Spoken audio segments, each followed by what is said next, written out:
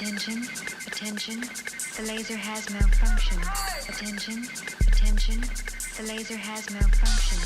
Attention, attention, the laser has malfunctioned. Attention, attention, the laser has malfunctioned.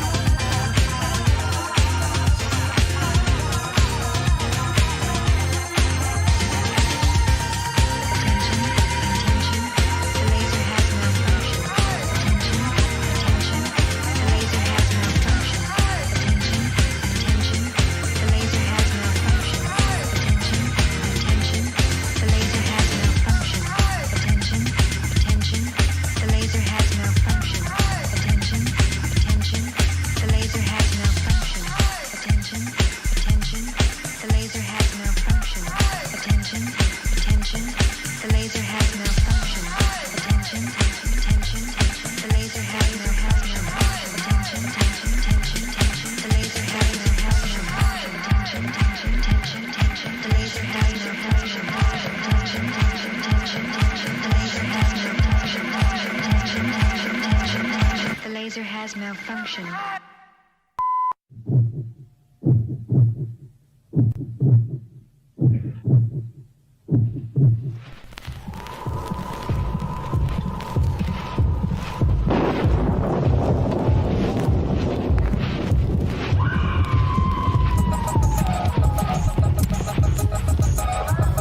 Under 17 not admitted without parents or guardian.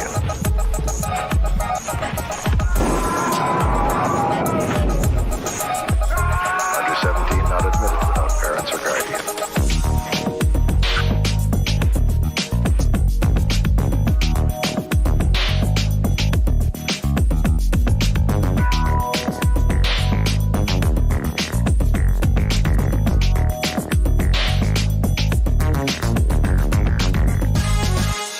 Under 17 not admitted without parents or guardian.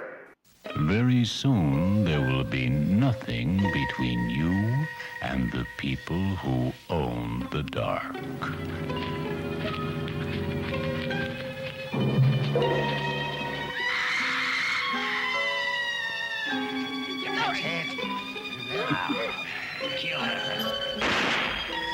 The people who own the dark. Inside a secluded executive retreat, the world's most respected men prepare for a weekend that promises every earthly pleasure. If during, before, or after dinner, one of the guests should feel the desire to commit lustful acts with any of the young women, the latter shall submit to it.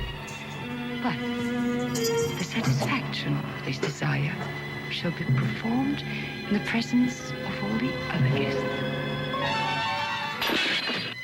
While outside, in their own world of darkness, they gather.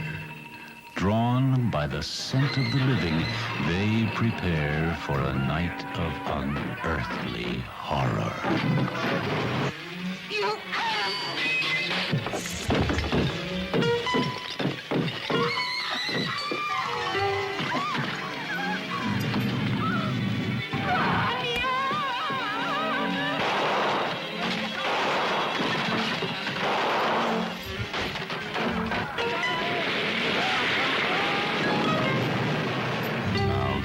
Nothing between you and the people who own the dark. I'm telling you something. If I had a plaster ceiling and people who owned the dark went into it and chopped a big hole in it with a pick, I would be pissed. Yeah, you can't. I know you own the dark, and I know it's important, but you can't mess with the ceiling. It's bullshit. It's bullshit. I know you're the people that run the world, and probably the world's over, but please. That's beside the point. That doesn't erase. No. That doesn't erase good manners. Yeah, good manners and kindness still have to exist even in this dead time of the end of the world. That's what I'm saying. You can take that AC Nicholas, what do you say?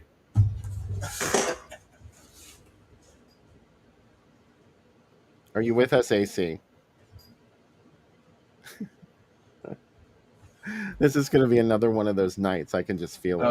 I am indeed. Nights. I'm about 24 seconds behind. I'm still seeing a video.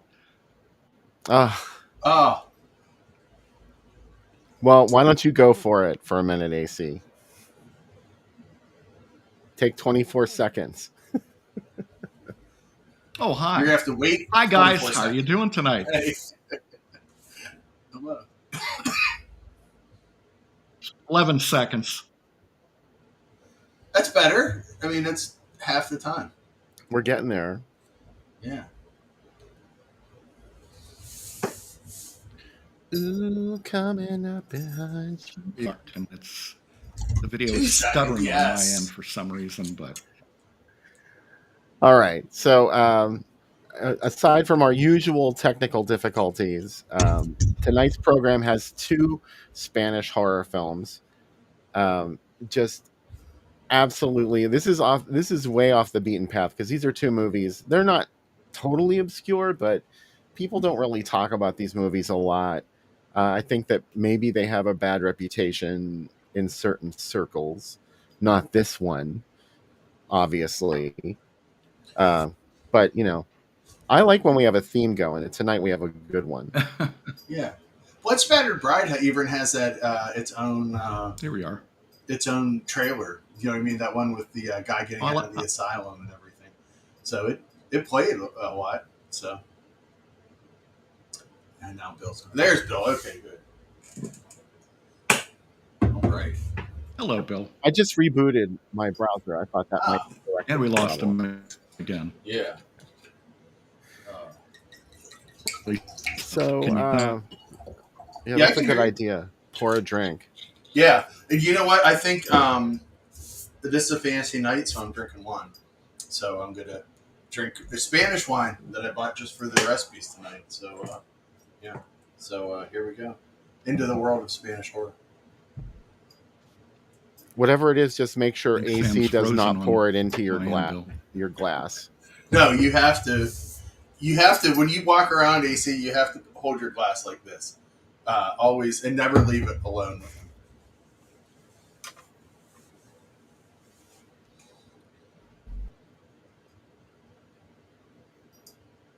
That was just cute, but it's okay.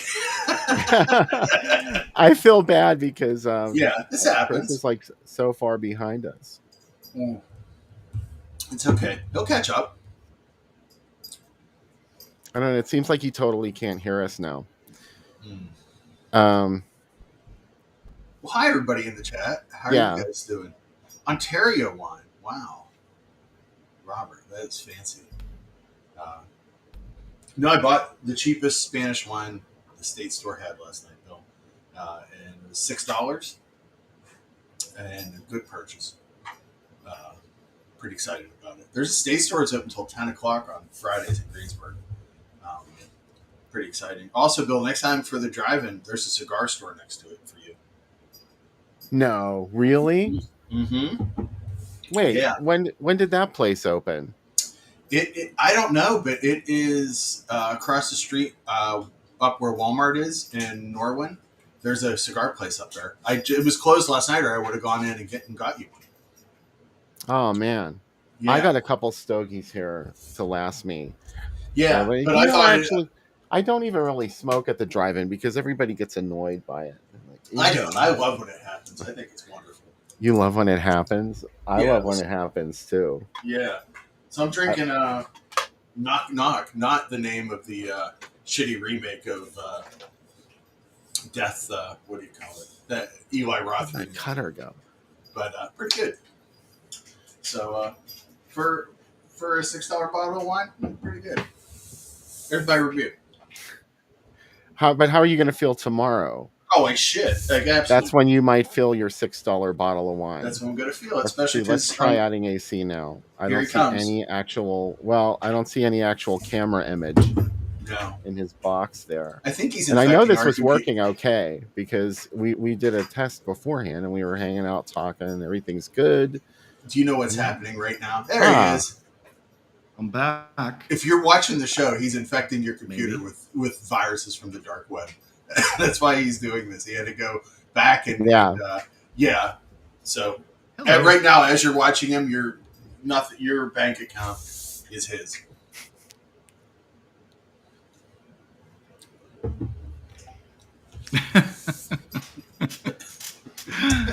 Okay. I hope this holds out here. That was a knowing laugh, is what that was. It said, "I have your life is mine." Anyway, That Well, sounds I- like a Michael Jackson song. yeah. A knowing laugh. Just you and me. I guess we lost Bill here. Oh, But anyway, so how's your week? it's going quite well. I'm excited to watch these movies. Bill turned me on to People in the Dark. So I had never seen it, and Bill introduced me to it. And he said, kind of like Night of the Living Dead, Mhm. Paul Naschy's in it, and everybody's blind. It was my introduction to it. It's really good. So What made you choose this movie, AC Nicholas? I think you were the one that picked it.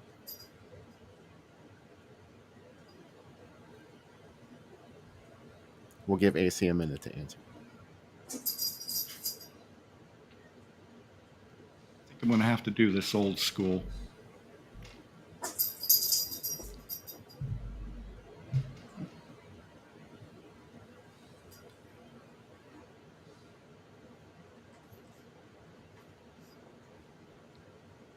Interesting. So, I lost my cutter. That's no. AC went away. He's here on mine. This is what wonderful. This is like we're throwing a bottle into the ocean and getting missives back. But you know what? That's okay. Maybe I'll sing. No, don't sing. No? No singing. Why will that ruin everything? Oh, because we'll get knocked off. Yes. Yeah, and it was a police song, so that definitely would have happened. We know how litigious Gordon Sumner is. Oh, you know that they're bitches about that. Oh my God, the worst, right? Well, I don't know where my cutter went. I am at sea now. The broadcast isn't working. My cutter is not working. This is like a work meeting on Teams. Yeah. Hey, but happy birthday to Roger. Roger's birthday was this week, so that's one good thing, right? Yes. Happy birthday, Roger Braden. We won't say how old you are in the chat, but we will say you're timeless. Yeah. Aha. I found my cutter. So we all know my fascination with Paul Naschy, and that Paul Naschy is just sort of like for a while there anyway. I sort of got over him a while ago. Yeah. You know, when I was like 22. he was one of the first sexy guys, or at least I thought he was, that I saw on TV even as a kid. You know, I used to notice Paul Naschy, and I don't know. This is another movie where he gets to be all sexy with the ladies, which that's the good Paul Naschy. Like, you want to see Paul Naschy in a horror costume, and you want to see him making it with the ladies. You want to see him get in the tub with the ladies. That's when you know it's full Naschy. When he's like, look, artistically, this movie should have a scene where I'm in the bathtub and with a girl wearing so much eye makeup that she might be trans. I need that. Essential. You know, I honestly believe that even just a little bit of Naschy is enough to transform you. Jen has said this, the first person I heard hear this, and now I can't unsee it, that Naschy is sexy John Belushi. The two, he is very Belushi. And I take that as a compliment for Naschy. Oh, absolutely. Little chocolate donuts have been on his training table for quite some time. I mean, I would take John Belushi, so, you know, very it's a win-win situation for me. Nice. So, you introduced me to this movie, so it's exciting to watch, and it's also a very strange post-apocalyptic film because it is a little more unexpected than the other ones we see. Here we go. We're trying something else now. AC, can you hear us? I can hear you guys. Can you hear me? Yes. Yes. Hey, doing it old school here. I don't know what was the matter. I was freezing like every 10 seconds, so now I can see and hear you without that stutter, you know? I think you only heard a like 1% of everything we said before. That's right. But I'm here now, and I can hear you loud and clear. Did you pull the PXL 2000, that old camera that used cassette tapes, out of the closet to do this? No, I don't know what the problem is here. It was just not giving me any help here. But anyway, I'm back. I'm here. The three of us are here. Everybody's here in the chat. Hello, everybody in the chat. Hope you have your beverages. We'll have more later.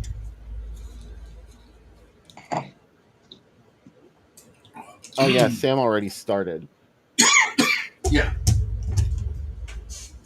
I started around 2 o'clock, to be fair. There's like it's called pregame. The big booms have Free started. game, Oh yeah, right? you got storming. No, it's every time you kick that table because your microphone is connected to it, and it's like Oh, boom, I'm sorry. boom. I'm gonna move my leg so I don't kick it. I I'm think gonna it move the Yeah, I'm sounds. not microphone. kicking It's like anything. sensor round. Ooh. Ooh. So AC, why did you pick this movie? That was a question asked when the camera was zooming in. Oh, in honor of Bill, because I know he likes Paul Nash. Ah, So, That's and not why you this chose. one has been no. Well, that's part of the reason, but this one has been on my want-to show list for a while with you gentlemen, and it's bubbled to the top here, obviously because still no free streaming for Strange Shadows in an Empty Room. mm-mm. I I know looked. it's impossible. I know. It's mad. Makes me mad. But this is a good one. Although I will say, guys, this would have made a great natural double feature with I Dismember Mama, the second movie, Blood Spattered Bride. But these two go together extremely well because the first movie, the one I picked, the one that I would imagine most people have not seen, is written by Vicente Aranda. And then the second movie, The Blood Spattered Bride, is written and directed by Vicente Aranda. And he was a very arty Spanish horror director. So this is kind of classic Spanish horror night. And we have Paul Naschy in the first film. Not So in a there you big role. go. It's a little disappointing if you're a Naschy fan because his part in this movie is not uh, primary. No, but it's a strong supporting part, though. He's playing a typical Paul Naschy tough guy. Mm-hmm. But he doesn't bet any of the babes though in this one. Jen asked in the chat. She said, "Where's Reggie?" Aw, There he Oh, is. there's Reggie. Where's Reggie's hello, girlfriend? Reggie. Where's Reggie's girlfriend May tonight?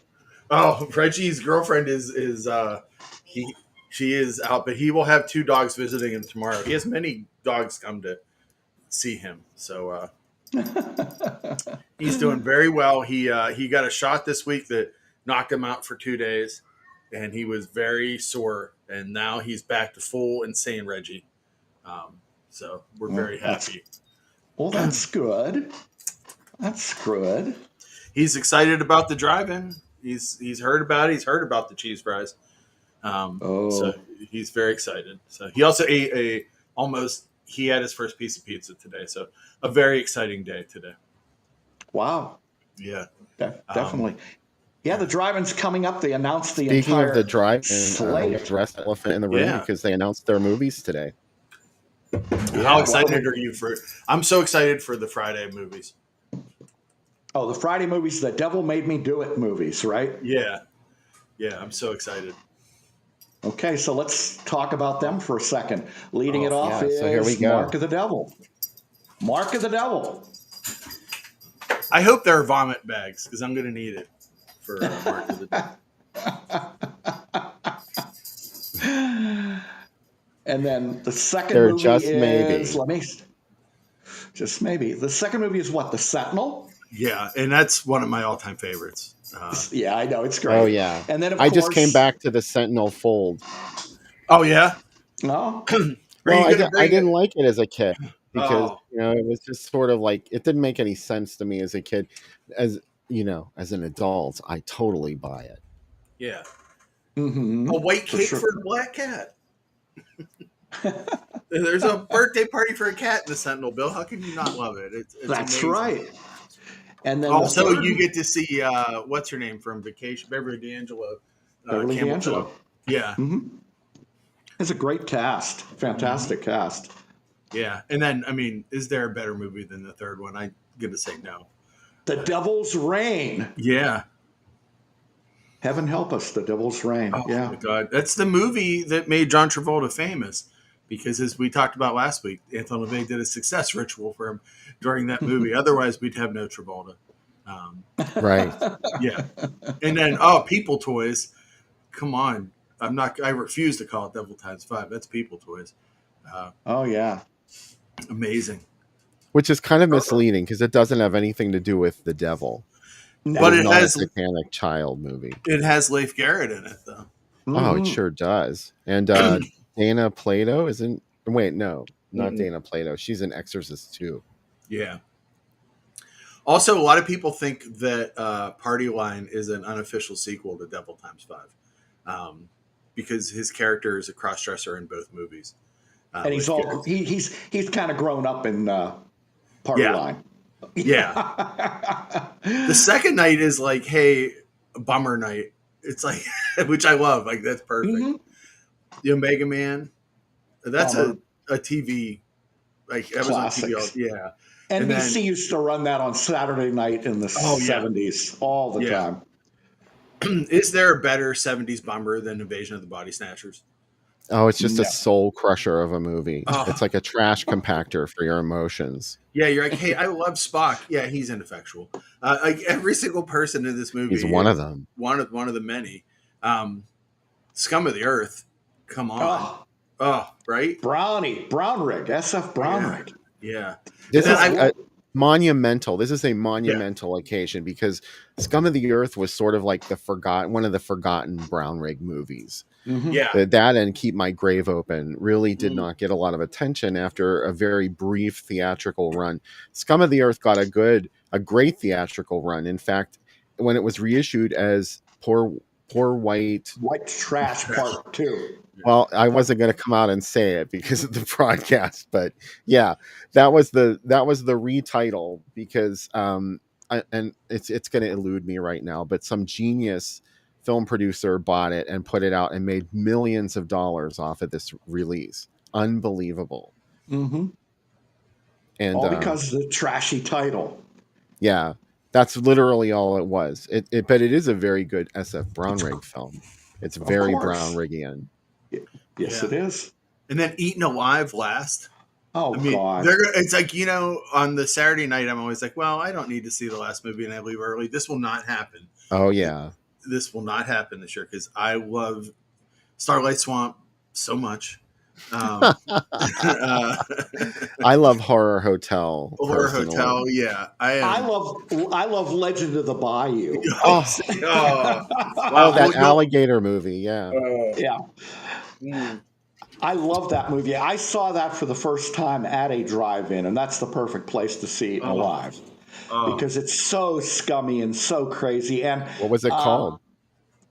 It was called Eaten Alive when I saw it. Okay. It was late in its run, so it wasn't Starlight Slaughter or Legend of the Bayou or any of the other Horror Hotel, any of the other crazy titles. But I love it because Neville Brand deserves the scummy drive-in Academy Award for his performance in this movie, which I think is great because you fully believe you were in the presence of a lunatic the way he acts in this film. Yeah. I also love it because it's completely shot in a soundstage. Yeah, soundstage. So it's funny. I just watched the Chainsaw doc this week, Chain Reactions, which is amazing. When it comes out in wide release, make sure to watch it, guys. Because not just because it's amazing, like Takeshi Miike talks about why Chainsaw made him want to make movies, which is amazing. But Stephen King refers to himself as Steve King in it, which is like I literally screamed out loud while I was watching it. I was like, "What the fuck?" He's like, I'm just young Steve King. Grad Steve King. He's like, I'm young Steve King watching this in the theater. But right after I watched it, someone was like, I shouldn't look on social media at all. But someone on social media was like, I think Tobe Hooper's the worst director ever. And I had just watched that doc and I was like just in awe of like how everybody had their own different feelings about Chainsaw, and it made me reconsider it. I even texted Bill, one of the movies we watched last week, Autopsy, starts exactly like Texas Chainsaw with the sunspots. Mm-hmm. And I'm like, that can't be an accident. Yeah. And I was like, and at that point I was like super in like Tobe Hooper's the greatest in it. And this person wrote it and I'm like, you son of a bitch. And like they got like the biggest like screed back from me. I'm like, do you understand what you're saying? Yeah. You like, and it was like all my frustration from work and life poured into one text back to someone about Tobe Hooper being a great director. Felt good. Anyway, Well, yeah. Well, Sam, if we find out who that person is, old AC knows people. Yeah. I'm just saying. Yeah. Another doc I saw I wanted to bring up to you guys too is the new Severin Spanish horror doc, Exorcismo, the transgressive legacy of Classifida S. I got to see it at Chattanooga Film Fest, and it's coming out. I assume there's going to be a box set with it too, and it is awesome because not only is it about how in the wake of General Francisco Franco's death, how censorship changed there, but also a lot about the directors. Jose Larraz is interviewed for it. It's an older interview, but he shows up in it for a second. I again yelled out loud, and amazing restraint saved Jess Franco for the end of it.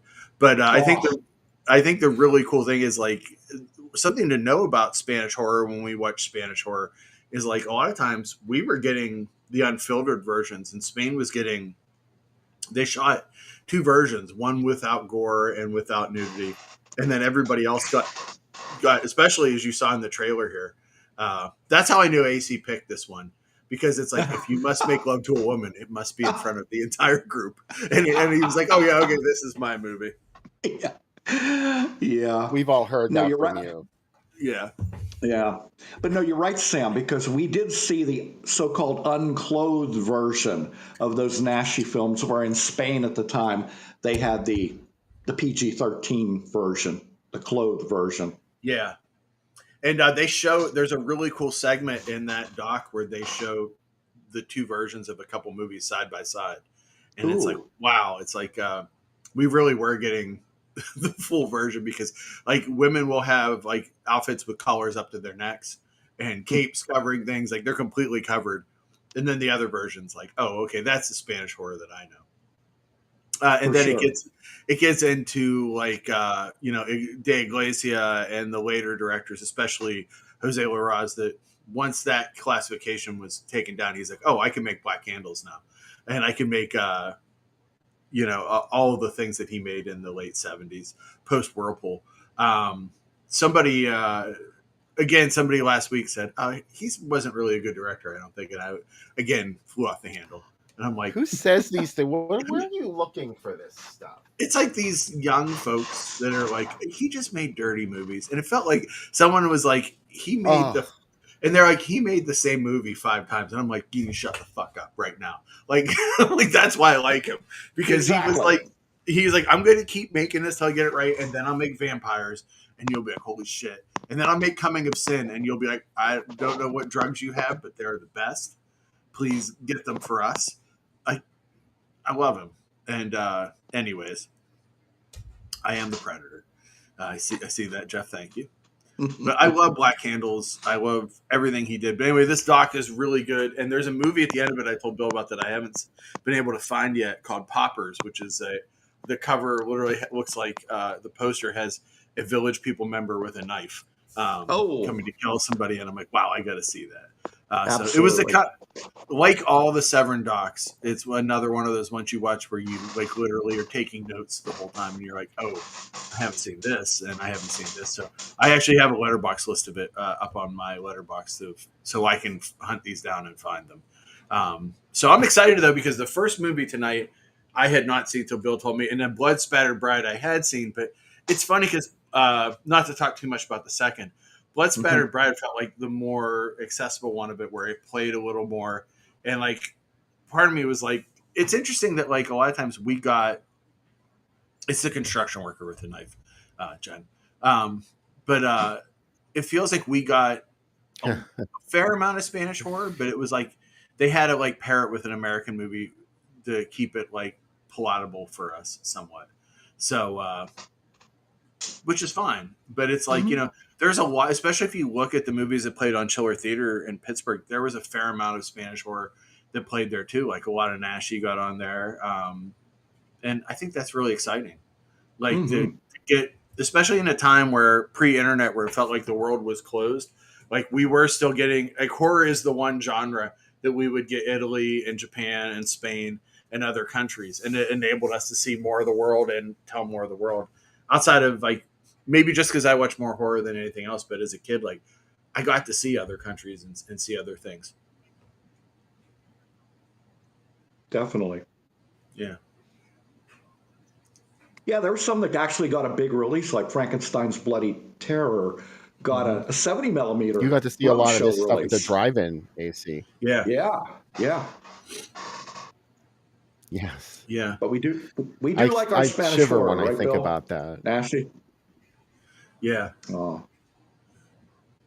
It's well, funny too because like when with the Well, plus it was in retitling 3D and 70 millimeter. Like that's just mm-hmm. with the retitling too, it's like especially if you saw them, like you might not know till you went that you were not seeing an American movie. Do you know what I mean? You might have been like, oh, this another Al Adamson Frankenstein movie? No, this is this bit. Also, it might not even be about Frankenstein. It might be about werewolves. And who knows what you know? We may need a square reel at the beginning of the movie to explain to you why it's not about Frankenstein. Yes, Independent International will have Bob, whatever his name was, that did all their animated opening credits for the Blood Island films and for Frankenstein's Bloody Terror. And that explains the whole universe for you. You see, they were once Frankenstein, and then they got bitten by wolves, and now they're like Wolfstein or some bullshit like that, whatever. Wolfenstein. Yeah. It was Yeah, totally logical. That's all you needed to know. That was that's definitely right. the case with tonight's first film, The People Who Own the Dark. It was marketed in the States as a new movie, and it Mhm. famously credited Sean Cunningham as a producer on it. And it said from the man who brought you Friday the 13th, from the director of Friday the 13th. And I mean, come on. Could you imagine seeing that in the newspaper, then going into a theater and seeing The People That Own the Dark? Like if a Spanish horror movie from 1976 and they're marketing this as the new slasher from Sean Cunningham.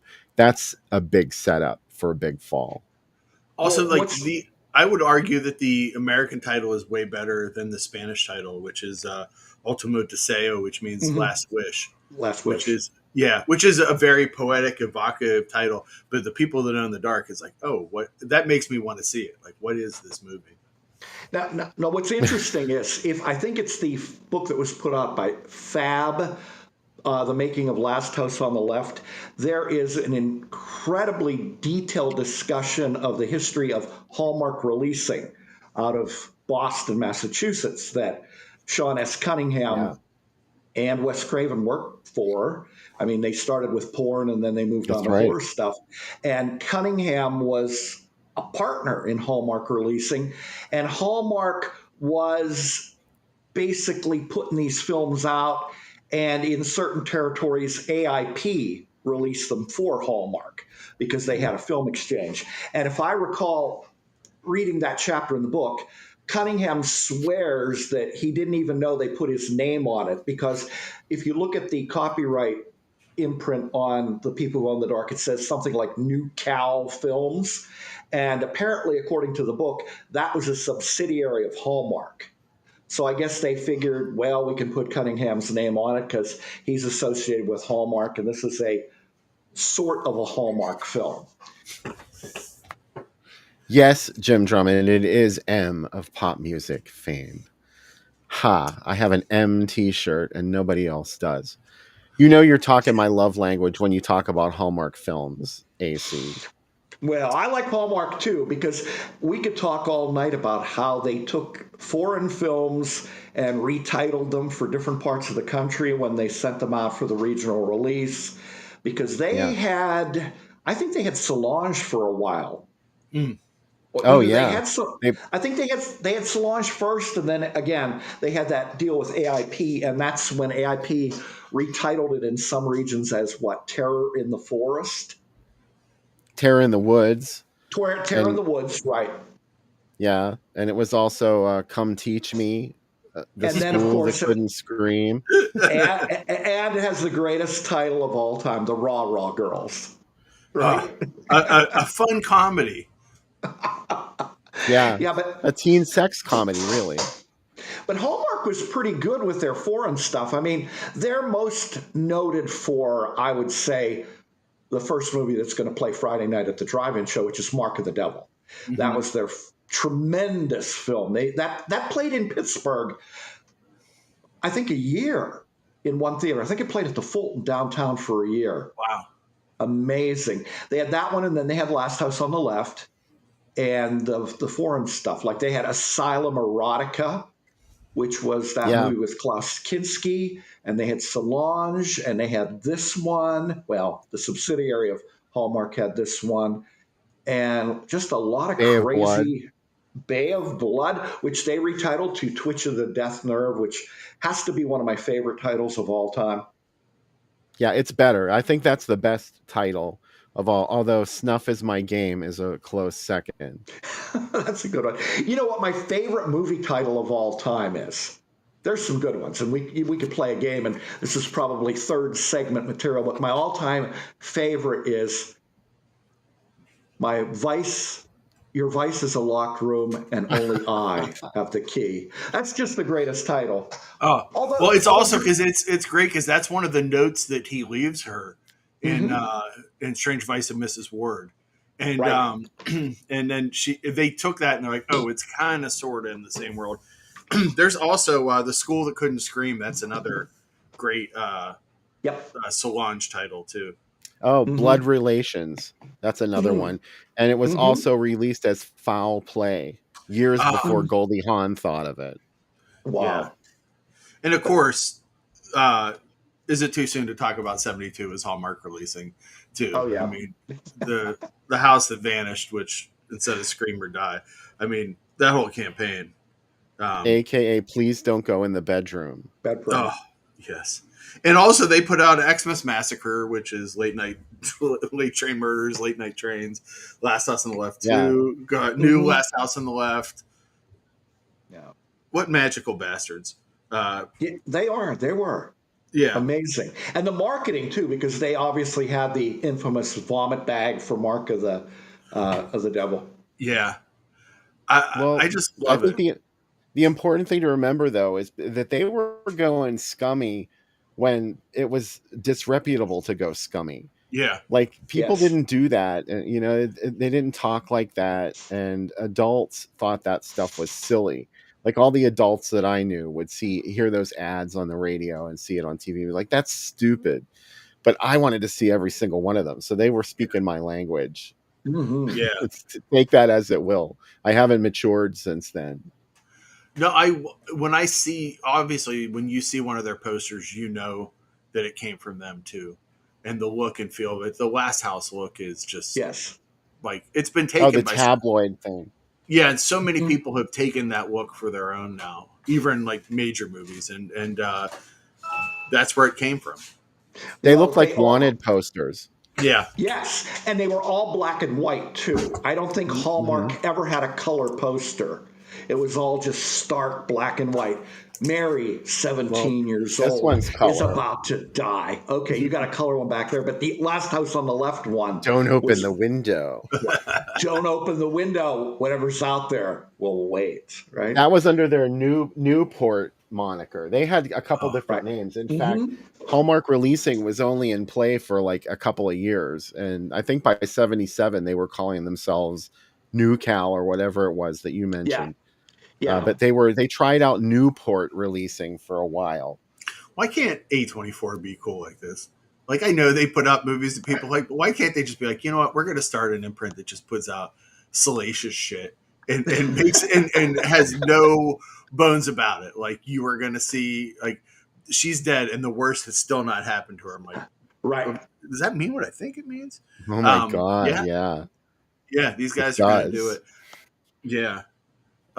Bill, I have to read you guys before we start the movies the Wikipedia write up for this, because it's totally a TV guide capsule of this movie that doesn't give you everything. A group of wealthy men who have survived an apocalyptic fallout unscathed, mingling with female prostitutes in a high-class orgy in a secluded countryside mansion brothel, face the attacks of a violent horde of blinded townsfolk. 1.5 stars. Judith Chris says, "Huh?" Also, she would hate this movie. She would. Naduska, who is in this movie, German model, a well-known celebrity in Spain. She's the lead female actress in this. She would have go on to play Conan's mom in Conan the Barbarian. And then we also have Teresa Gimpera in a ton of these movies. If you are watching any of these, you're like, oh, what's she from? She's from A Naked Girl Killed in the Park, Night of the Devils, Hannah, Queen of the Vampires, right? That's important to us. Julia Salih, Bring it. She worked with Paul Naschy a ton of times. Her nickname was La Posha, which means white girl. Hey, she's in Demon Witch Child, Night of the Seagulls, all the good stuff. And Maria Pershi, she worked with Rock Hudson a bunch too, which is pretty wild. She was actually in some major movies. She's in Murders in the Rue Morgue. She's in Blue Eyes of the Broken Doll, which we showed before. And strangely shows up on an episode of Hawaii Five-0 late in her career. That's what I love about seeing these movies on TV as a kid. I'm like, when you would see like a guest star role show up on like a detective show, you're like, is that the girl from the Blue Eyes of the Broken Doll? Yeah, it is. It can happen. So yeah. And now I am super excited to see these ads because I can't believe that this played theaters in the U.S. So I am mind blown by this whole experience. It didn't play too many theaters, and I waited literally decades to see this. I read a review of it in Cinefantastique back in the day. And Cinefantastique was both great and terrible if you were a horror fan in the 70s, because they were great that they covered obscure horror movies. It was terrible in that you'd never see them, like this one, Hex, Malatesta's Carnival of Blood. These things you could not see for decades. They never got I would released. blame Starlog for this too, because I think this was all a ploy to get me to buy the movies in the back of it. Like The Wizard of Speed and Time. I'm like, they would talk about it all the time. Like, I got to see that. I'm like, I don't have $80 to spend on the 16 millimeter of it. It's crazier that this was released in 79. It did not play the States until 1979. And this is a 76 film. That was its release in Spain. I don't think it played anywhere else other than Spain until it came out in the U.S. as The People Who Own the Dark. And it was in competition with all of the good stuff for 79 when A Stranger Calls, the big mass release of Halloween was 79, Dawn of the Dead, 79. That's crazy. And this was one of the competitors. So I have to say, no matter what you think of the movie tonight, it had some stiff competition, and it really could not hold a candle to any of those films, at least, on their own terms. So this is a beautiful ad, though. Like, there's some really cool. This ad is like so evocative, and it makes you wonder what this movie is about. They did this is another Hallmark thing where it's like they had content and they made you want to see their content. And that's what advertising's all about. Yeah, you can't read any of those names on the tombstone. It says cast in order of their disappearance, but none of the names match up. They all made it look like it was an American film that you were going to go see. Yeah, they're all anglicized there, the names. I forget what they call Naschy. He's on there. It's Paul. Boy, I can't see on my computer here. All of the movies ended up like that, though. Beyond the Living Dead, which was The Hanging Woman. It was the U.S. release of The Hanging Woman, and it had anglicized. Walk of the Dead, which we had on the show the one time. It was Vengeance of the Zombies. So, oh yeah, that still blows my mind. Here's something. This is beautiful. And these are all mixed up. These are all from 79, though, from various places. I will say, Chris, this did play many, many theaters. It did not play any theater in Pennsylvania. Yeah, that's what I thought. It didn't play Pittsburgh. Not even in Philly. Wow. That's just weird. You would think Boston, the Hallmark folks are on the East Coast, that the East Coast would have gotten it, like New York, Philly, New York Pittsburgh, got it. Cleveland. Yeah, New York got it. We didn't, but there you go. Right there next to Star Wars, which is back, and above the Corpse Grinders. Wow. Read the fine print. You also got The Hills Have Eyes and Meat Cleaver Massacre in this Dusk to Dawn lineup. And as we will see as these ads progress, I have so many ads that the Hills Have Eyes was a frequent co-feature with this That's so movie. weird to think like that this is a contemporary of Star Wars. I know it's not. I know it was made in '76, but like at some point you could have gone. Your choices were this or Star Wars. It's a big idea to get used to. Yeah. It is. Oh, This I don't understand. The Devil's Garden with Brooke Shields. is that I- a retitle of Canadian? Alice, Sweet Alice, Alice. Sweet Alice. Yeah. I could think be. somebody got their wires crossed there. Yeah, I think so too. Because that Yes. might have been in the Devil's Garden. That's what I'm That thinking. Yeah, that Sidney Hare directed movie Ah, called yeah. Assault, which is about British women being raped and Poor killed. Susie Kendall. Poor Oh. Susie Kendall. Don't you love the name The Family DI? That's a great name for a driver. Like, hey, in the fucking family. Hey. Take your family to see The People Who Own the Dark and The Hills Have Eyes. Yeah. Well, it's like I used to always say about Family Video when they were still in business. It was the only national video store chain that had a porn room. And it's like, well, families include everyone, even the creepy uncles. So come down to Family Video. I think that's only fair. Yeah. Yeah. Here's Oh, an explanation. See, Alice, Sweet Alice was a co-feature for the Family DI, so maybe they just got the title wrong. Yeah. you know where my eyes went here, Bill? I went right to Summer in Barefoot County. I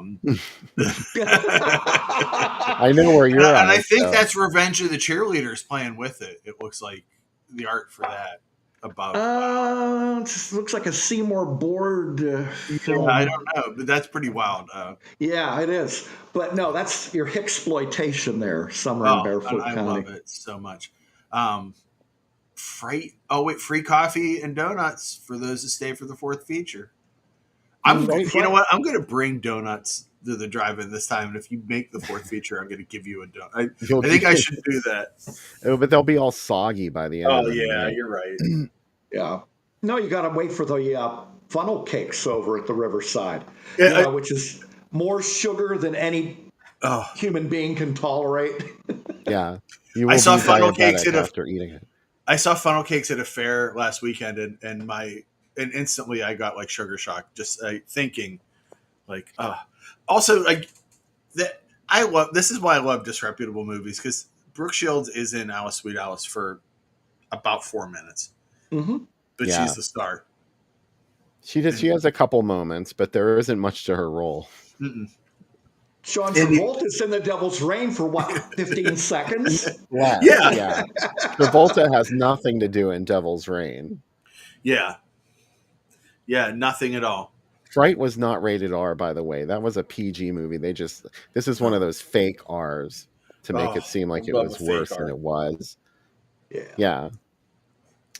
There's another one. Same lineup. We got a logo. I will 100% tell you I saw Unidentified Flying Oddball in the Jungle Book at the Spotlight 88. That is 100% a movie that my family would take me to see together. I may have seen that too. Because it was like, 2 Disney movies for one price. Disney was really smart back then. They're like, an added Disney treat. Everybody's really going for the Jungle Book. No one was going for Unidentified Flying Oddball. But there's a lot going on here. It's all in the print. There's no images here, but not many. We did get one for our movie, The People Who Own the Dark, with Something Is Out There. You know what that is? AC Nicholas. Is that the Isle of the Fishmen? No, I know what you're thinking. You're half right. The Isle of the Fisherman was called Something Waiting in the Dark. No. What is it, Bill? I'll give you a hint. Okay. Our favorite married couple stars in it. Christopher George and his Linda Day George, his lovely wife. It's Day of the Animals. Oh wow! Oh wow! Cool. And Last House Part 2. Which Last House Part 2 was it? Yeah. You didn't know till you got there. Yeah, exactly. Oh, well, some people like to insist that it was only night train murders, but they really don't know what they're talking about, and they should. Look at Horror High there. Horror High. Oh my Yeah. goodness, a favorite. Do I have to be the one to say it? Say Horror it. High. Horror High was shot on 16 millimeter and blown up, and it's an excellent film if you haven't seen it. Do you like that they spelled Manhattan completely incorrectly? Yeah, it's wrong. I didn't want to have to be the one to say it. No, I'm sorry to call them out. But That's all right. They were under the gun, It was they Yeah. were staying up till 4 a.m. doing the layout, and they were like, I don't spelled give a you didn't shit. have it, didn't underline it and put it in red like it does now. And They call it Manhattans. Yeah. Put quotes around it. Now, over on the far left, you have Up from the Depths Above Piranha, Yeah. which they get the better film second there. The much better 100%. films. A much Yeah. better film Well, Up second. from the Depths was the new one, and Piranha was Yeah. the year before. This was 79. Yeah, when I see the quotes around it, like quotes around live entertainment, is it really live or am I just hearing records from the River City Funk Band? It's like when we do I don't know why that's on there twice. Oh. There's Night Train again, New House on the left. Yeah. It doesn't even take place in a house. No. Also, you know what? People are like, I made it through Last House. I could probably make it through this. And then they get Night Trains. They're like, somehow this is even scummier. Like, Yeah. this movie is just destructive. Young Dracula retitle, too. Look at that. Blood And for then Dracula. the Inn of Frightened People. Oh, That's Yeah. Terror Under the House. yeah. Terror from Under the House. Yeah, That's Terror a from- really creative retitle, I must admit. I love that Meatballs is in this. Poor mix. Joan Collins. Oh, Why does everything bad happen to Joan Collins in these movies? I like that after all these movies, like, are you ready for a good time? From the Baker's Animal House, it's Meatballs. Yeah, right. I know you watched a lot of people die. Yeah. You're gonna hear Udo Kier say, "Bring me the blood of the virgins," Yeah. and you're gonna have Chuck Norris there in a force of one kicking somebody's butt. I love it. That's just the start of Chuck's amazing thing. I Career, love yeah. Amityville Horror and Force 10 from Navarone together. It feels like an HBO double feature. It feels like, do you know what I mean? It feels like Yeah. like literally what would be on. I can hear the HBO theme in my head playing in between those. Sometimes when I'm sad, I just scream that song like that in my head. Oh, when I'm sad, I go on YouTube and I watch the making of that intro called Spaceship HBO. With the When you're in that spinning little HBO. town, you're in that The little town. tiny town, yeah. Oh. Until I saw that little promo documentary, I thought that they had animated at the end. Remember when the and the HBO, it has neon that, I thought that was animated. No, they had neon tubes and they spun them. It's amazing. There was so much work that went into that, but it played a million times, so of course. They got their use out of it. Yeah. Oh, yeah. I wish they'd bring it back. It was the best opening ever. Bill, The how music. warm were you when you saw this ad together, these two together? Oh, I had to excuse myself when I found this. Oh, my God. Held over. Held over. Oh, held God. over. What a wild Wrap your head double around feature. that for a minute. Held over. Does this feel like something we went back in time and made happen? Because it really does. Like, this feels like you had something to do with it, Bill. Oh. You know what? Maybe that was the technical glitch at the beginning of the show. Yeah, it was. We're back in time. Yeah. Right. Okay, all you folks in the future, here's what we were seeing back in 1979, right here. Yeah. Wow. I love Well, that. here's a whole page. I really didn't mean to add this either, but look down in the left corner for When a Stranger Calls. A very weird looking ad for it. Yeah. Ooh. There's an early Arnold movie there too, The Villain. Yeah. Yeah. Wow. A comedy. Yeah. Oh God, I love just seeing these. This is amazing. There's the seduction of Joe Tynan right in the middle. Oh my God, yeah. You have like all this weird stuff. You've got Arnold in a comedy. You've got When a Stranger Calls. Richard You got Price. Heaven Can Wait playing with Grease. Yeah. Alan Alda was a bankable star. Oh, he was. He was a sex symbol at that point. Yeah. Yeah, somehow. Yeah, somehow. Oh, look at And then this. I see the Muppet movie up there too in the upper right corner. Man. What? Do you guys want to? I just, as Bill went off, the Beef House was a restaurant there. Yeah, there it is, Beef House. Oh, Okay, we'll go back and look at it. The Beef the House. Beef House. We want to see the Beef House. I want to see the Beef House. Yeah, there it is on the bottom left. It's open Labor Day 2 to 8. Let's all go to the Beef House. It's Dr. Tongue's House of Beef. Yeah, House of Beef. Oh my god. Bill, Screen 2 is fucking amazing here. I mean, what? I love the Kentucky Fried Movie and Groove Tube. You're in the right vibe, right? And it's like, hey, by the way, The Hills Have Eyes. Screams of a Winter Night, The People in the Dark and The Hills Have Eyes, also a great one. This is, oh my god, the M104 twin. You were geniuses. This is great. I like that they had two prints, right? They had to have two prints to do this of the same movies. Yeah, of The Hills Have Eyes. No, to be honest with you, maybe they didn't. I was a drive-in projectionist, and what they would do is they might, if they had two screens, they would stagger them. Oh my god! Yeah, that's right. So the one guy, the projection booths were connected. One's in one direction, the other's in the other, and he's just moving the reel from one to the other.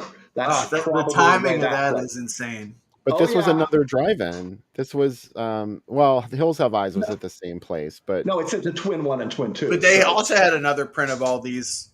Right. So like this played a fair amount in the U.S. But M37.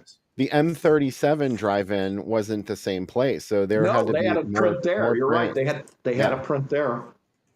Also, Bill, when I went home last weekend, I went and drove past the Super 51 where it was, and I got super sad. Oh. You told me this story already, and it bummed me out. No, I did it again. And I knew that I was bummed out the last time. And I said to Becca, I'm like, that's where the Super 51 was. And she said, oh. And I'm like, maybe you don't understand how important that place was. I saw Condor Man there. No, I probably saw Condor Man at the Spotlight 88, but still. You know who's a big fan of Condor Man? Phil. Phil, where are you tonight, Phil? Yeah. He'll be on later. He's never on the first segment. No, he loves Condor Man. Oh, yeah. I love that we got a little bit of Archie the dog in this terror house. There was a little bit of an image there. You can't really tell it's a dog, but if you've seen the original one sheet, I guess you'd know. If you were a hardcore fan like me. Toolbox Murders. I knew this was going to get your attention, Sam. Yep. Free burial for anyone who dies of fright. If I was sick, if I was like terminal, I would make my family take me to this, and then I would die at the drive-in. That would be heaven, wouldn't it? Sure, yeah. Pretty close. Yeah, I mean, they'd be sad, but they're like, Sam died doing what he loved, watching Toolbox Murders. And he had coffee and donuts right before he died. Boy, guys, when we saw Toolbox Murders at the Riverside, that was like an epiphany for me, because I think you guys said the same thing. I didn't particularly think it was a tremendous movie until we saw it at the drive-in, and now I love it. It's great. I love it. It made me reevaluate it. Yeah, me too. Yeah. It's great. Poor Toolbox Murders. We were so unfair to you. We apologize. Cameron Mitchell from The Grave said, thank you, guys. I appreciate it. And poor Pamela Ferdin, the voice of in the Peanuts cartoons, right? Oh yeah. People Don't in the Dark was like in their rider. They're like, our name has to be all caps, please, to stand out from Toolbox Murders and Hills Have Eyes. Donuts and coffee, big deal with these movies. Yeah, I guess a donut would be enough to make me want to stay up till 1 a.m. You're going to do it tonight. No one's bringing you donuts.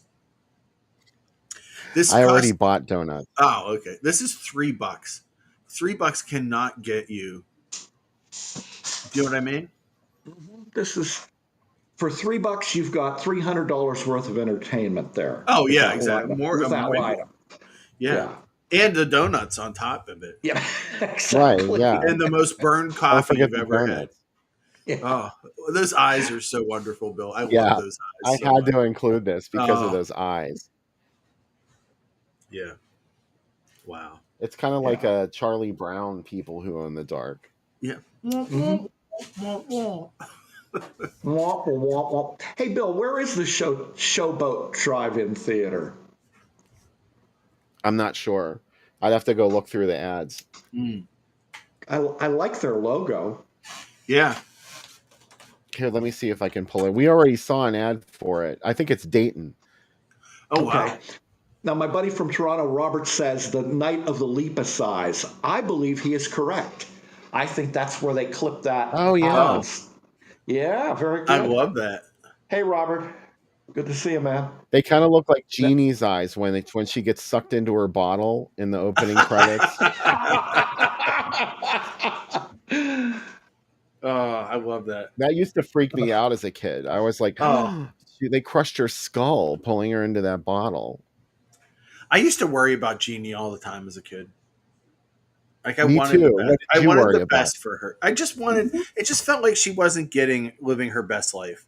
Like No. Master was so mean to her, and do you know what I mean? And she just loved him, and she just wanted the best for him. And he was always just so shitty to her, and like And they couldn't let the bottom part of her harem pants like droop down to show her Mhm. navel. You Yeah. know, what a terrible life. Those prudes. And then like when they would go back to her like world that she was from, it was all, you know, She was and engaged. She had people that she knew that yeah, recognized her, and then she was sucked back to Cocoa Beach, where yeah, no one knew who she was, and she couldn't tell anyone who she was. She was no, invisible. I The only know, people that knew were Roger, yeah, and and he he was a wasn't, dork. yeah. But what is Beyond the Darkness? It is obviously not the Ah, Joe D'Amato. that's the bloody judge, aka Night of the Blood Ah, Monster. I The should have just seen the AIP. Well, Jess Franco name to the bottom right. that's Yeah. what the ad mat is for, but the Mhm. actual movie Beyond the Darkness, that was Magdalena. Oh my Right, god. right. Oh my god. Yeah, I think they Did you? just accidentally left the ad mat for that underneath it, or maybe that sounded better than the ad mat for Maybe the you're right actors for because Magdalena. You know how well, nice is the Fremont Drive-In logo? Is so nice. It's mhm. just it does exactly what it should. Like it's so cool. Oh, I love it. AC, it sounded like you were trying to say something there. Yeah, sorry. Oh, I was going to say they're lying about Night of the Blood Monster because when AIP imported that, they cut it to a PG. So all Uh, the really sick, perverted, violent stuff was taken out. Boo. So they have it as an R here on this ad. It's Who not. are these people and why do they do this? let's see. They're heathens. Oh, Find tonight's feature. it's playing with Garden of the Dead.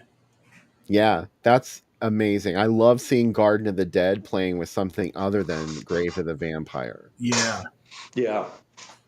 It's like catching some, you're really good friends with this couple, and yeah, then one night you see one of them out like in a swingers bar yeah. without the other one. You're like, that's Garden of the Dead.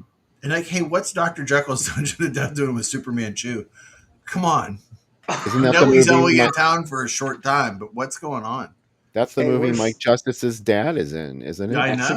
yes, It it is. is. Yes, it It is. is. That's where Dr. Jekyll gives them the formula, and they go down in his basement and have kung fu fights to the Yes. death. I Yeah, love As it. you do. yeah. As you do, right? I love it. Do you guys want to go see Justin Wilson and his Cajun humor and country music for 2 hours? Guarantee. I want to go see Jose Fiend. Oh, well, yeah. Oh, I don't think I can make 2 hours of Cajun humor, guys. I don't think I have no. it in me to live through it. Kramer versus Kramer. What a bummer. Oh, what's his name? Didn't he really slap her in that one scene? And like she wasn't ready for Yeah. it. Yeah, Probably. yeah. 1941. I was so excited about that movie. There was even a comic book for it. The Heavy Metal put out, and the Black Hole too. I was beyond excited for the Black Hole, and And you were disappointed. until the end, it was like this is what hell looks like. Like the last 5 minutes in the black hole is like psychedelic nightmare for kids. Like, hey kids, you made it this far. Let us blow your minds. And Yeah. nothing I love happens the- otherwise. I love the way this ad panel starts like highbrow Yeah. and degenerates as you go down the page. Oh You yeah. know, Also, by All the the- good stuff's at the bottom. another super bummer, Star Trek: The Motion Picture, a movie that I Yeah. probably have never been so excited for anything in my entire life. 20 minutes in, I looked at my dad and said, "Why did I was 8 years old?" I said, "Why did they lie to me like this?" I was just dejected. It was like the Atari Pac-Man feeling. Oh my God. Here's something I just noticed. At the very bottom panel, look, the first feature is How to Make Love to a Virgin. And you know what movie that is? Toys Are Not for Children. Oh my God. Yes. Oh my God. Oh. If you guys have Holy me on shit. again, I'm picking that movie because that's Well, that's that's enough. what you were picking this time when you're on. By the way, Now- spoiler for everybody, it's next week on the podcast. My podcast. It is going to be is on it? the pod. Yeah. Oh, phenomenal. I may have Anybody name dropped out- you on it. Oh, thank you. Anybody out there who hasn't seen Toys Are Not for Children, I would highly recommend making sure your mental state is pretty good that day, or at least having your antidepressants handy. It's one of It's those like- movies you're like, I'm having too good of a day. I'd like to fuck myself Yeah, up. I want to ruin If it. if Looking for Mr. Goodbar upset you, Toys Are Not for No. Children may not be the movie for you. No. No. Now you said that these ads are fancy. The next page is like no Yeah. pretense of fanciness. Oh. House of Hookers. Yeah.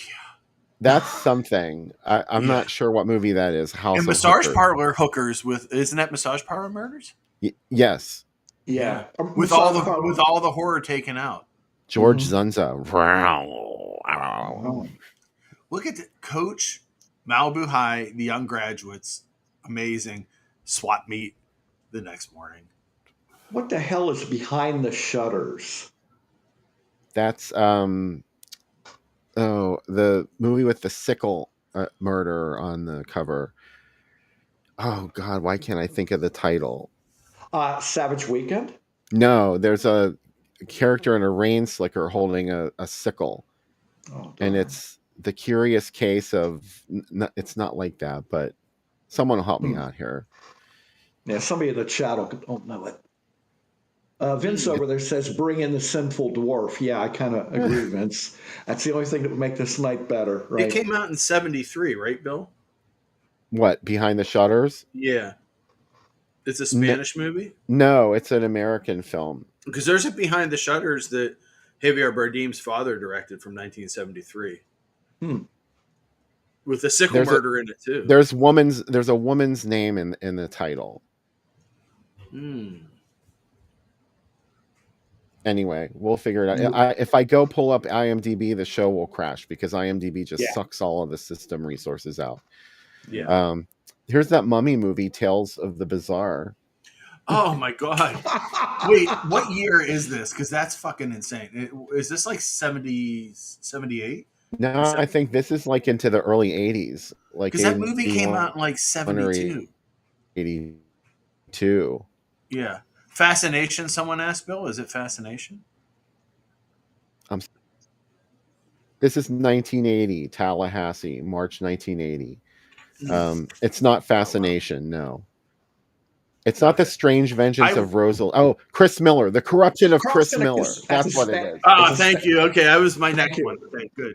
Spanish horror film, right? Yeah. Wow. Yeah, excellent. So it was Spanish. Yeah. I love that Tales from the Bizarre played. I love that the ad does not clue you in that you're not going to see a mummy movie. You're going to see a Benny Hill movie. Like, this is one of my favorite movies, but you know how much I love this movie, Bill. If it was streaming, we would have already done it. Yeah. It is one of the most, frankly, bizarre movies. Also, The Computer Killers, same director. Man, I love this movie. I love the beginning when he's like, what if you sleep with him? What if you sleep with her? What if you sleep with her? And it just goes on and on for like 4 minutes. Oh, what a great movie. That's one of the best purchases I've ever made in my life. I bought the DVD. I found it at a used store, and it was like too much. It was like $30, and I'm like, I don't need this. And I didn't have a lot of money at the time, and I was like, you know what, I need it. And I've watched it 100 times, maybe more. What a perfect movie. I can't believe that people sat at the drive-in, that came on, and people were confronted by that movie as a horror movie, and they're like, what the fuck are we watching? And then they drove away. And they probably talked about it for years. Do you think anybody was still there to watch Terror House Third? Oh, I doubt it. I doubt it after The people that were film. fucking, yeah. Post-orgasm, they were like, yeah. Then they got to watch a love story with cannibalism. Yeah. Mm-hmm. This is also feels like a triple feature that we programmed, because you're like, okay, Sam, you can play your little movie. And I'm like, okay. Wow. So here's how viable Sean Cunningham's name was. This was concurrent with the release of Friday the 13th. It came out first. So it's not like they knew Friday the 13th was going to turn into what it was. Oh. Here's two Spanish horror films. Yeah. Mm-hmm. The Lorelei's Grasp and The People Who Own the Dark, which I have to say, probably The Lorelei's is the more lively film. Lively of the two films. Again, this is a double feature that people went to and were just like bombarded with. They were like, at least they're delicious. The snack bar just doesn't have food. They have dinners. Like, I imagine you got like a real plate at this snack bar. Wow. This is a dream double feature right here. Oh God, I love this. I love the lore. I know I wouldn't survive the world of the Lorelei's Grasp, but I would like to live in that world where it's like, oh yeah, like you could swim underwater and come out into this magical cave where a woman lives. Whatever. And you get to fuck some beautiful women, right? Yeah, I mean, Spain. And that's why Spanish horror is for the male gaze, because it's like you can look like a chubby, bloated guy, and you're like, you could still get the most gorgeous woman with way too much eyeshadow and false eyelashes. Oh my God, yeah. I never got false eyelashes until I got into Spanish horror. Now I'm like, I love it. Yeah. You know who I always liked in these Spanish horror films as a ingenue, and I thought she had the greatest name that didn't fit Spanish horror films, Emma Cohen. Oh, yeah. This is a wild double feature, Bill. And you can see Sean S. Cunningham's name in the credits at the bottom of it. I think it even says Sean S. Cunningham Films Limited presents The People Who Own the Dark. So I call bullshit on the fact that he claims he didn't know anything about this. Right. Do you guys think Humanoids is one of the better Corman New World releases? I really Yes. do. Yeah. Yes. I think it's like there's a lot that are junky and like, but Humanoids is Piranha and Humanoids are perfect films. Yeah. And Battle Beyond the Stars. Those are the three I would pick as like perfect for him. Yeah. You know, when Humanoids came out, I believe the review in Variety called it hilarious gutter trash.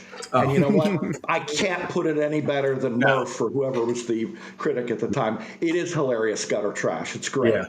Astutely expressed. Like, hey, who wants to have a salmon festival? Yeah. Let's have a salmon festival. Oh. And let's piss off the Native Americans while we're at it. And dump toxic waste into the bay. Bill, do you like that they saved Slithis for 5th? So in case you didn't have your Slithis card, you could buy it before. Oh, they're always thinking of their patrons at the Kingston Drive-In. Yeah. Wow. This is, of course, our Canadian pals were up to this, a Super Horrorama. Yeah. They always had their big shindigs on Sunday. I guess in Canada you don't go to work on Monday. No. I don't know. Yeah. Wow. Maybe Robert can tell us because he's up there. Yeah, tell us, buddy. He says somewhere in Mothballs he has a Slithis survival kit. I mean, you got to keep it because you don't know when Slithis is coming back. He might be. We have a couple Canadians, Eldon Glenn. Oh yeah, Eldon's Canadian, sure. There's someone else. Wow.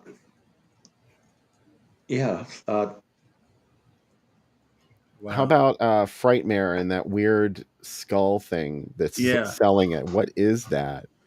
It's like, is it a skull? Is it just shapes? It's like something your eye doctor would put up on the thing. Like, what is this? I mean, I can't place it. It obviously belongs to some other movie. I don't know what it is. Yeah, I is love it? the chains going around this though, Bill. Like we have to contain the super horror drama from all the other ads. Oh, they left it unguarded at the top there, though. Yeah, Something's going to escape. yeah. I mean, of course, this house is not a home. A polite warning, so you know, in the house of crazies. That's Asylum. Yeah. Right. Mm, God, hell hath no fury like a woman scorned and slithers.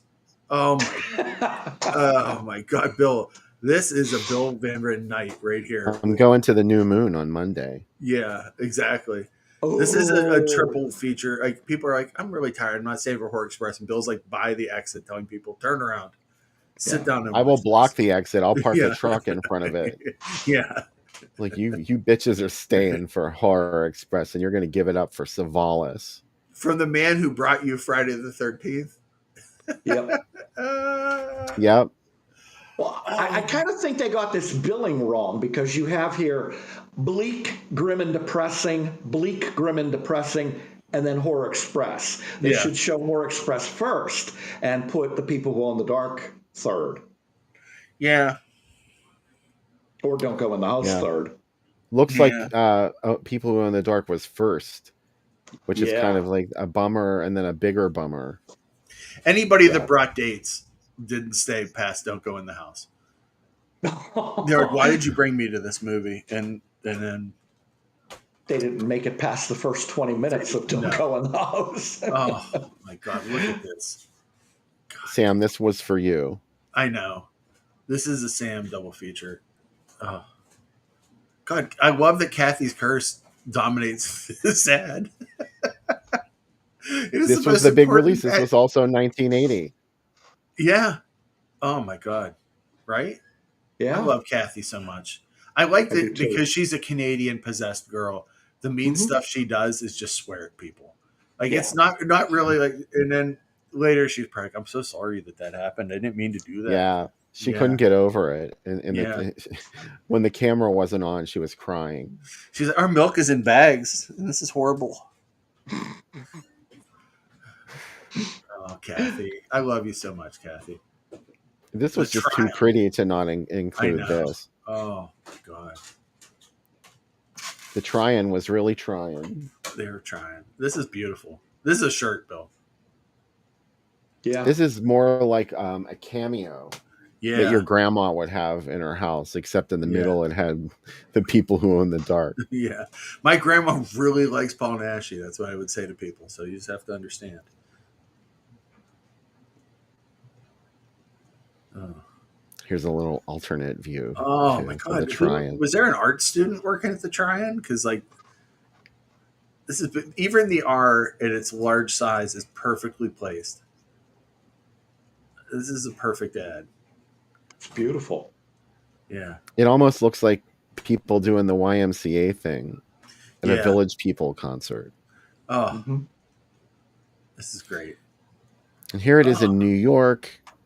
There it is, Sean S. Cunningham Films Limited. From the director of Friday the 13th, this one, there's a lot of promises here. Yeah. It's in color, too. I say in color all the time for movies. Oh yeah, you wouldn't want to get confused, you know. Yeah, in color. Yeah, and this was 1981. Wow. So So it this was is 5 years 1981 old by this point. Yeah, by the time it made it to New York. And these prints were probably beat to shit. Oh my God. It was all vinegar syndromed and orange. It was amazing. I was just You know it thinking, wasn't too. pretty. Oh, no. I was just thinking, too, Bill, that a lot of Spanish horror played on TV, especially in that Avco Embassy Nightmare Theater package, because you had Right. Witch's Mountain was in that, Murder Mansion, Horror Rises from the Tomb. Belle from Hell played a ton on TV, Spanish horror. Night of the Sorcerers, The Mummy's Revenge, Marta. Like, these all played.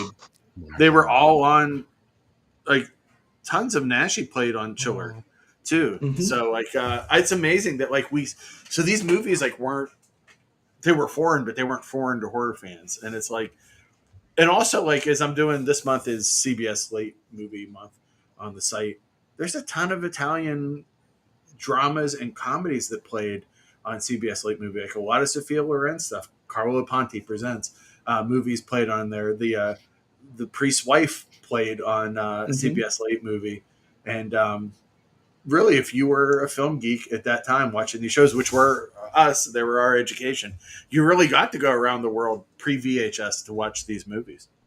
Mm-hmm. So, super exciting. It was a strange way to be introduced to movies of this type, because there were stuff that we were reading in monster magazines. The books I would check out of the library all talked about the Universal monsters and not films like this. So when these first appeared, I have to be honest, like, I didn't know how to take them, like a lot of them when I saw them on TV. But the fact that I saw them on TV as a kid really changes the way I think about them now. Yeah, and I think it's weird because, like, as a kid, my accepted origins of monsters were all Universal based, and like, so even Hammer felt a little alien to me. But Hammer was also wildly exciting because it was so bloody, and do you know what I mean? Like, it felt like younger and more vital. And then like the Spanish versions of werewolf movies felt so weird and off brand and like kind of bootleg. And like, I think it kind of takes you as an adult. Like when you're a kid, you're like, oh, well, that's cheap and that's fake and that's not what I want. And as you're an adult, yeah, it doesn't look real. And when you become an adult, like you begin to like bootlegs and weird colors and, do you know what I mean? And like the weirder versions of things. And I think that's the thing that I embrace of them now, where it's like, I like Nashi as a werewolf as much as Lon Chaney, if not maybe more sometimes. It's a big thing. I have a question for you, AC Nicholas. It looks like you just got out of a hot tub. Is that true? Not true. The hot tubs for later in the evening. Ooh, are you going to do the third segment from the hot tub? I might. Don't tease us.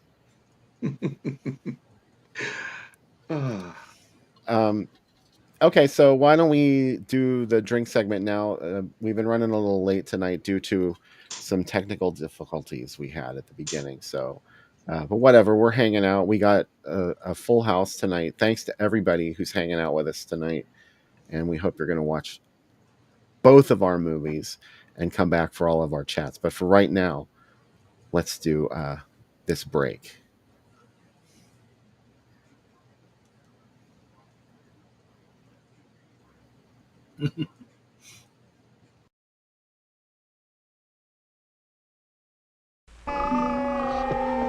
It's time you believed in a new kind of horror. The horror of the children.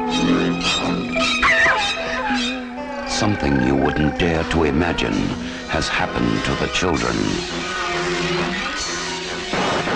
Pray you never meet them. The Children, rated R. Now, blood eaters are out there. They are coming, hunting, searching out fresh prey. Without feeling, without mercy, they track their victims down. Nothing will prepare you for the horror of these butchers of the damned. Nothing will protect you from the terror of the blood eaters. See Blood Eaters, rated R. How many bombs will take the time all to the glass? Turn a human terrorist. Why are all the military people and the rich men hiding in your castle? Why are we alive? Why is everyone blind? Why are we still looking for food? What's going on? What is going on? What's going on? What's going on? What's going on? What is going on? Why is everyone blind? Why are we still looking for food? Why are all the military people and the rich men hiding in a castle? Why are we alive? What's going on? What is going on? What's going on? What's going on?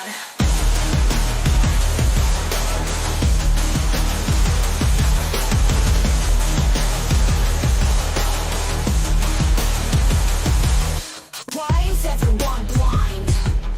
Why are we so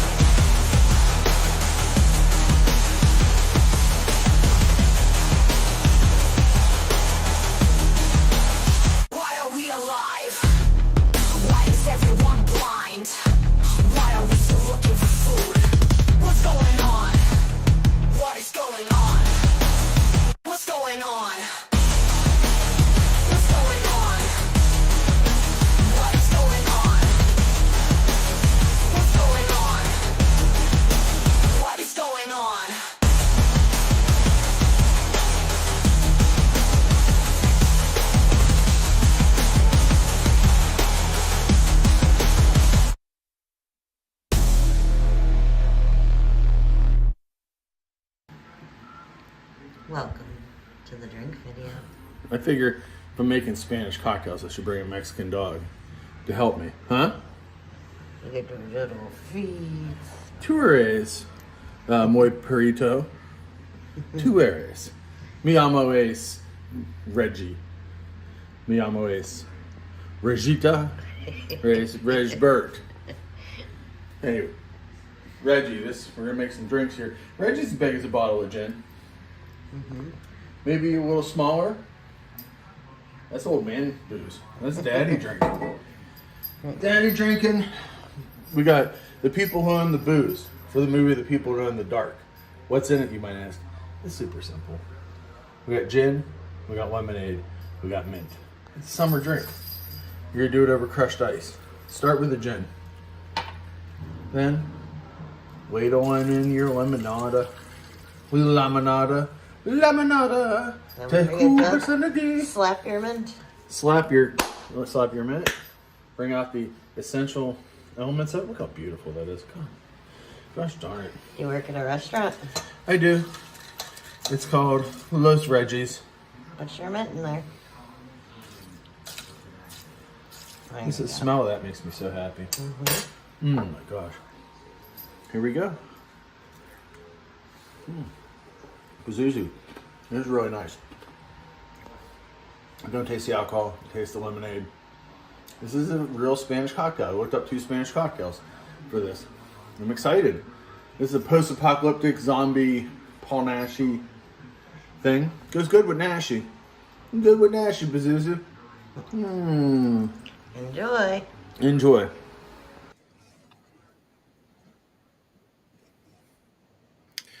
Pazuzu.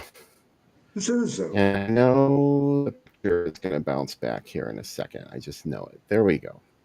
I still have the video running on my end.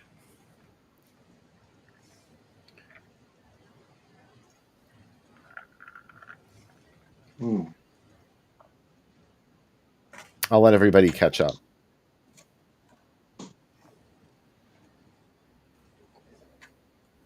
It's a good beverage, Sam.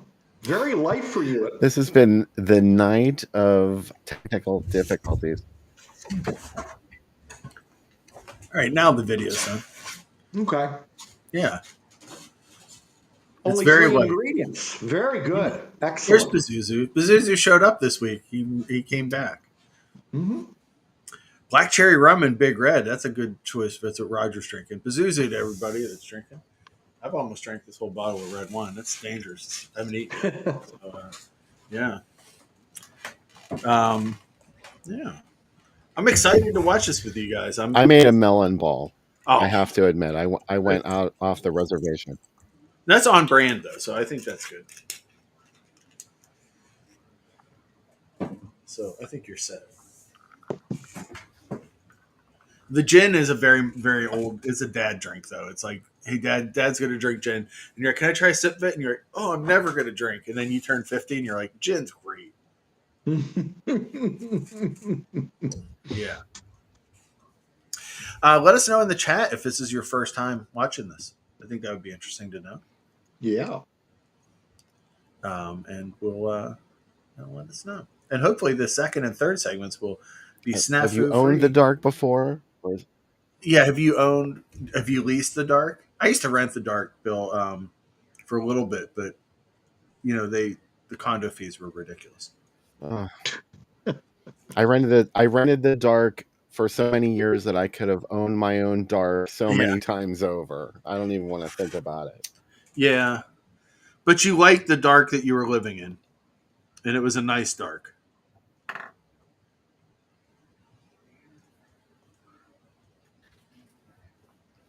I suppose I had the dark at least that I was paying for. We have some first timers here. Yeah, Look at this. I have to admit that I probably have not watched. Oh yeah, I've seen this movie before. I don't remember much about it. So even though we're seeing that ceiling breaking open, the plaster ceiling, I don't remember this part from the film. So I'm kind of going to be watching it with new eyes tonight. Cool. That's good. I agree with David. Renting is just paying for someone else's dark. You ever timeshared the dark? Not, I don't know. We went to a thing and we got like free tickets to Disney World if we for a timeshare for the dark, and I would not do it. That's all I got to say about the dark. The dark has a really shitty HOA. Yeah. Kill That Matt said, what song was that before the drink segment? That was another Electro Manuel song. Nuclear Castle.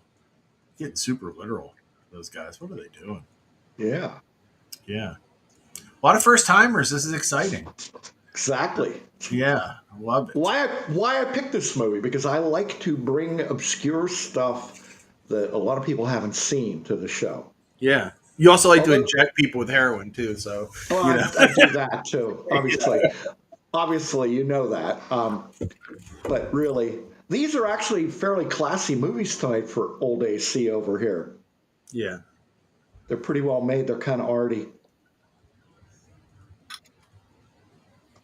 I think so too. Some of them have just been like footage of naked women stabbing people over and over again. Well, at least it's not toys are not for children. I love that movie. So I love it, but it also destroys you. Not so. yet. You did say that was going to be the one you were going to pick. Yeah, it will be. Yeah. Tracy said, "Oh, first time, long time, Becca. Hi, baby. My wife upstairs watching the show. Hey, Becca. Does Electro Manuel only do songs about old movies? Yes. I think I'll have to ask him. Yeah. I think so. Hey, Becca, good choices for your birthday movies, Becca. I had not seen I Know Who Killed Me, and now it's one of my favorite movies. I love that. I do too. It's way better than you think it's going to be. Like, it got such a bad... Lee wants to know where do we watch the movie at?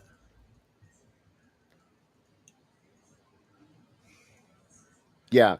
I posted the links. Both tonight's movies are on the Internet Archive. So if you go to the Groovy Doom page, the link to watch them at Internet Archive is posted. And did we all lose AC or is it just me? I lost him too.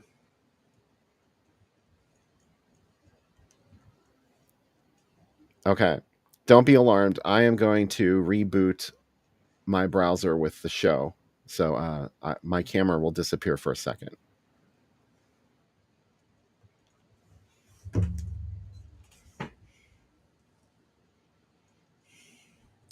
All right, I'm all alone. I was all alone for a little bit. I was scared. I was in the dark. In the with your lease. Yeah, my lease of the dark. Doesn't look like the dark. AC is gone. He's bought the dark. Bill and I'm like Bane from dark there. Bane from the Batman movies. He's actually still there. It's just the people that own the dark came. You only lived in the dark. I was born there. That's what Bane said to Batman. Oh, I really? love that Bane has that voice. Like, they're like, nobody was like, hey, we can't tell what you're saying. Bane's like, that's fine. It was like Darth Vader's voice. Yeah. He would say things like that. That would go, Batman. Like, okay. Sometimes my wife asks me to talk in Bane voice to her. So, AC. Well, right now AC has all your credit card numbers. He is buying a whole bunch of Blu-rays from a Vinegar Syndrome's adult line and Melusane, and look for that to show up. Explain it to your wife. It will be difficult.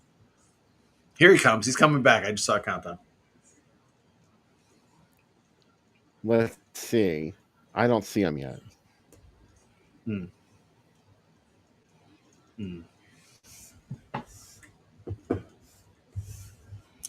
I teased it.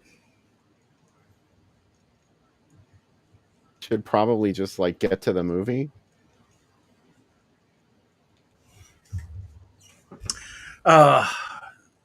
When you fuck with the dark web, this is what happens.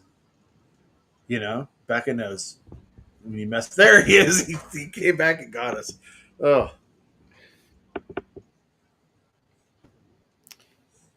AC Nicholas, are you really there? Or I have a feeling he went back to his desk cam and he's not going to be able to hear us. So, yeah, the movie's dedicated to the memory of AC Nicholas, who may or may not have put something in your drink. Sam, is there anything you want to say before we get to the movie? I'm excited to watch it. I hope that everybody is just as excited. And I'm excited for both movies tonight. So Yeah, there he me is. too. I see him moving. Well, you see him, but we can't hear him and he can't hear us, apparently. Yeah. Who will the dark get next? David, it's going to come for us all eventually. Yeah. Doesn't this look like the dark? Sorry, I'm the Magnolia Electric Company reference on this show. No one. Yeah. Anyway, please enjoy. Thanks for being here.